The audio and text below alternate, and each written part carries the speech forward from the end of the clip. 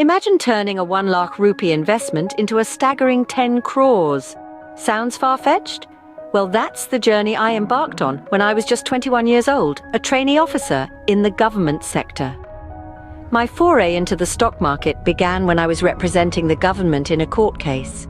During this time, I had the privilege of meeting a senior stock investor. Intrigued and eager to learn, I asked him to teach me the basics of investing. With my savings of 4 months, a sum of around 20,000 rupees, I took my first steps into the world of stocks under his guidance. As years passed, I honed my skills, developed my strategies, and built a disciplined approach to investing. The strategy was simple but effective.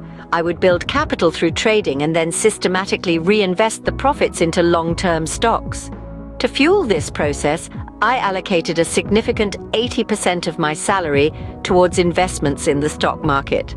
Early investments in stocks like Jyoti Resins and Tanfac, which were trading at just 2 and 7 rupees respectively, have since soared to over 1,500 and 2,000 rupees. This is a testament to the power of patient investing and sound fundamental analysis. Over the course of 12 years, I've learned the importance of a strong foundation in fundamental analysis.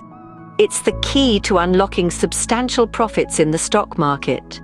By utilizing these profits to build businesses or reinvest strategically, one can magnify their wealth even further. The key takeaway here is understanding the importance of learning the art of investing.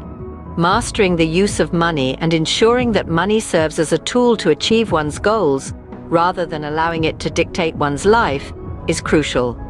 After all, it's about making money work for you, not the other way around. Now I'm making an effort to help others carve out their own strategies in life. If you're interested in learning more about investment strategies, feel free to join our free WhatsApp group. You'll find the link in the comment section below. Let's make your money work smarter, not harder.